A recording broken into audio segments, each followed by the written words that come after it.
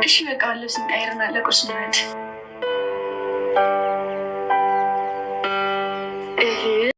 ሰላም ጤና ይስጥልኝ ውድ ተመልካቾቼ እንዴት ናችሁ? ደህና ናችሁ ወይ? ሁሉ መልካም ሁሉ ሸጋ እግዚአብሔር ይመስገን። እኔ በጣም ደህና ነኝ። ዛሬ የላችሁ የመጣሁት አዲስ ቪዲዮ ነው። ይሄንን አዲስ ቪዲዮ ላይክ እና ሰብስክራይብ እያደረጋችሁ ወደዚህ ቻናል እንድትቀላቀሉ ምኞቴ ነው ማለት ነው። እንግዲህ ውድ ተመልካቾቼ ብሌንና አምነን ምን እየሰሩ ነው? ብሌንና አምነን በጣም ለአንዳንድ ጊዜ ለተመልካች ቦታ እንደሌላቸው ነው የሚያስቡት ማለት ነው።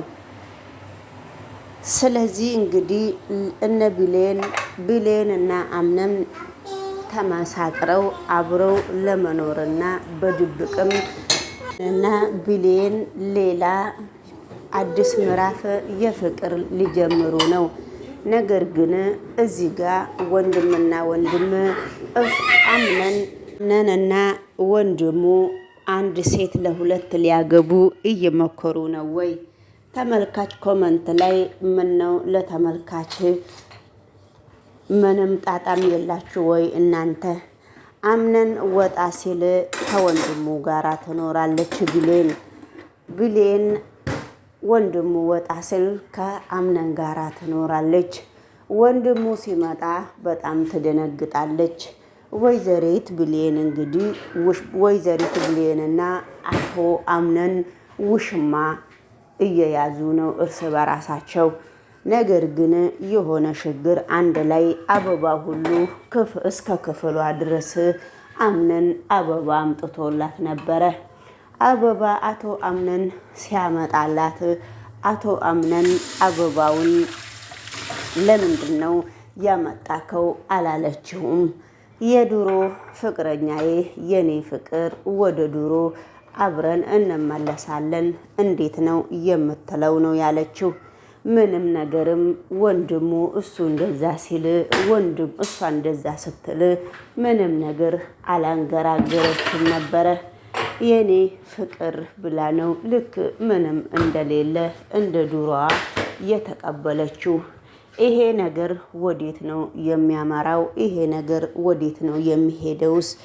ለምንድን ነው አሁንም እንግዲህ የአምነን ወንድም እስከ ቤት ድረስ መጥቶ የኔ ፍቅር ምንድን ነው ዛሬ ለምንድን ነው ያልደወልሽልኝ? እኔ ወጣ ስል ትደውል ነበረ ዝም እኮ ነው ያልሽኝ ብሎ ወደ ክፍል ሲገባ አይ እኔ ዝም ያልኩበት ምክንያት አንተ ስራ ስላለህ ነው ብዬ ነው፣ ስራ እስከሆነ ድረስ ነው። እሺ ብሎስ ይሄንን አበባስ ማን ነው ያመጣልሽ ብሎ ሲጠይቃት ነበረ። ይሄን አበባ ያመጣልኝን ሰው ምንድን ነው የሚያረግልህ እስቲ ንገረኝ ብላ ስትጠይቀው ነበረ። አበባውን ያመጣልኝ ሰው ሌላ ሰው ነው፣ አንተ ግን ብነግርህም ምን ይፈይድሃል ብላ ስትናገረው ነበረ። እኔ አበባውን ያመጣልሽን ሰው ብቻ ልወቅ እንጂ እኔ ምን ቸገረኝ ሲላት ነበረ። ለአንተ አበባውን ያመጣልህ ሰው ያንተን አበባ ያመጣልኝ ሰው ይሄን አበባ ወይዘሮ ሳራ ነች። ሳራ አንቺና ሳራ የናንተ አብራችሁ የምትግባቡበት ምክንያት አንቺና ሳራ ምንድን ነው ብሎ ሲጠይቃት ነበረ። እኔና ሳራ በጣም እንደ እናትና ልጅ ነው የምንታየው፣ የእናንተ ምክንያትስ ምንድን ነው ብሎ ሲጠይቃት ነበረ። አሁንም ኪችን ሄዶ እኔና ሳራ የተዋወቅንበት በጣም ይገርማል። አንድ ጊዜ አምነን የሴቶቹ ምርጫ ላይም ሲያመጣኝ በዛው ወድጃት አምነን ምግብ ስሪ ብሎ ወደ ኩሽና ሲያመራኝ ተፍ ብዬ ሴትይቷን በጣም ነው የወደድኳት ነበረ። ተፍ ብዬ ወደ ኩሽና ስገባ ከዛው በኋላ ነው ከሷ ጋራ እንደ ልጅና እንደ እናት እየተግባባ ነው ነበረ። ነገር ግን እስከ አሁን ድረስ እኔና እሷ እግዚአብሔር በሚያውቀው እንደ እናትና እንደ ልጅ ነው የምንተያየው። ሁሉንም ነገር አንዲት ነገር ደብቄያት ከሷ በኋላ የምኖርም ነገርም የለኝም ብላ ስትነግረው ነበረ። እንግዲህ እንደዛ ከሆነ በህይወት ዘመኖች ውስጥ አንቺ ከእንግዲህ በኋላ እኔም አንቺም ማንም ሰው ህይወታችን ውስጥ እንዲገባ ስለማልፈልግ እሷንም አንዳንድ ነገር መጠየቅም እፈልጋለሁ። አሁን ደግሞ ስራ ስለደረሰብኝ ቢሮ ነው የሚሄደው ብሎ ወደ ቢሮ ሲያመራ ነበረ። ወደ ቢሮ ሲያመራ እንግዲህ ኮንግራሽን ሲባባሉ የዶክሜንቱን ሙሉ በሙሉ ከድርጅቱ ውስጥ የጠፋና የተሰረቀውን እኔ ባልሽ መልሻለሁ እኮ በጣም ወንድ እኮ ነኝ ብሎ ሲያስረዳትም እሷ ዝም ነው ያለችው። አቶ አምነንም ምንም ነገር አልመሰለውም። እንዴ ጀግና ባልሽ የጠፋውን ዶክሜንት መለሰ ሲባል እንዴት ነው የምትቀበኝ ሲላትም አሁንም ምንም ደስተኛም አይደለችም። ነገር ግን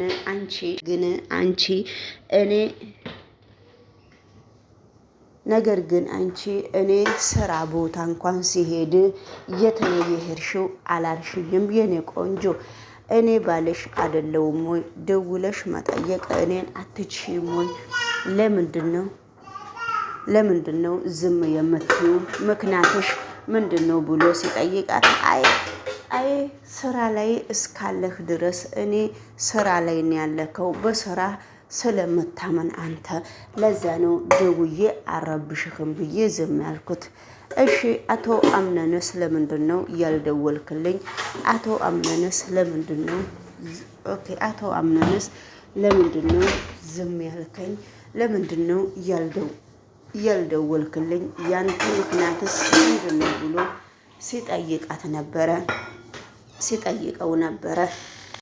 አቶ አምነን እንግዲህ በጣም ሌላ ህይወት ውስጥ ገብቶ የሰው ህይወትም እያተረማመሰ ነበረ።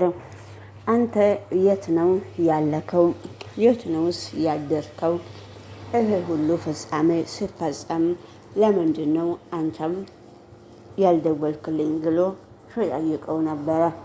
ምን ነው እኔስ ወንድምህ አይደለም ወይ?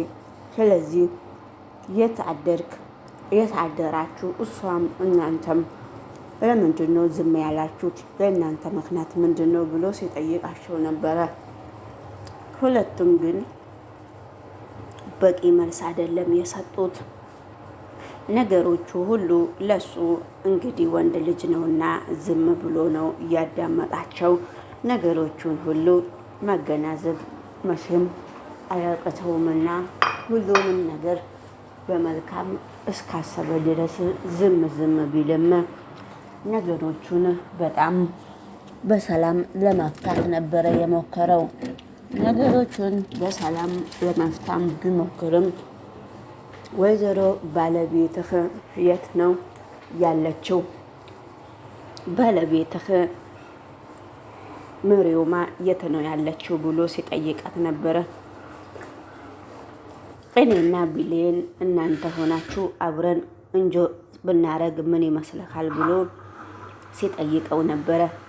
ለነገሩ ሚስትህ መሪውም የለችምና ይደብርሃል እኔና ብሌን አብረን እንጆ ስናረግ፣ ስለዚህ ምንም ማረግ ስለማንችል ይቅርብን የዛሬ እንጆ ሲለው ነበረ። ለምንድን ነው የሚቀረው ሲል ብቻ ከን ይደብርሃል ብለው ሲያወሩ መሪማ ደግሞ የሽ ነው ሄደችው ሲለው ደግሞ መሪማን የት እንደሄደችም አያቅም። እሱ ሴት መቀያየር ብቻ ነው። በመካከሉ እቤት ሄዶ እቤትም አሁንም በድጋሚ ሲሄድ ቁጭ ብላለች ብሌን። ምንድነው በሰላም ነው ወይ? ወይዘሮ ሳራን የነው የተዋወቅሻት ብለው በዛ ሰበብ ነው የጠየቃት። ነገር ግን እሱ ወደ ታች ወርዳለሁ ብሎ ሲወርድም ነበረ። በመካከሉ ብሌን ቁጭ ብላ እያለቀሰች ነበረ። ወይዘሮ ሳራ ምን እንደሆነች አይታወቅም። ገና እየሰራች ነበረ፣ ወደቀች። ስለዚህ ብሌን ወይዘሮ ሳራን ይዛ ስታለቅስ ነበረ። ወይዘሮ ሳራ ወደ ሐኪም ቤት ሲወስዳት ያንቺ እመሙ ለጊዜው መናገር አልችልምና እመምሽ በጣም ከባድ እስከሆነ ድረስ እመምሽን ማስታገሻ ለአንቺ መስጠት አለብን። ነገሮቹ ግን ሁሉም ለመልካም ነው ብላ ዶክተሮቿ መድኃኒቱን ሲሰጣት ነበረ። እሷ ግን በዛ መድኃኒትም ችግሬን ንገሩኝ ስትል ነበረ። በመካከሉ አቶ አምነን መጥቶ ሲጠይቃት ነበረ። የአምነን ወንድምና የአምነን ብሌን ሳራ ቦታ ዛሬ ምግብ እኛንን የምንሰራው ብለው ወደ ኩሽና ውስጥ ሄደው ነበረ። ኩሽና ውስጥ ሄደው እየሰሩ እያለ የሳራ ጓደኛ መጣች። ዛሬ እናንተ ለሁለት እዚህ ኩሽና ውስጥ ቆማችሁ የሳራ ኩሽና ውስጥ እናንተ የምትሰሩት ምንድን ነው ምክንያታችሁ ስትለው ነበረ። ታማለች፣ ምግብ ሰርተን ልናቀርብ ነው እና ታዲያ ብሌን ይሄስ ማን ነው ስትል የአምነን ወንድም ነው ስትለው ነበረ። አሁን ገብቶኛል አለች ሴትይቷ። ነገሮቹ ግን ለጊዜው ለሷ ከባድ ቢሆንም ምግቡንም እየሳሩ ነበረ። ወይዘሪቷ ሳራን በተኛችበት ቦታ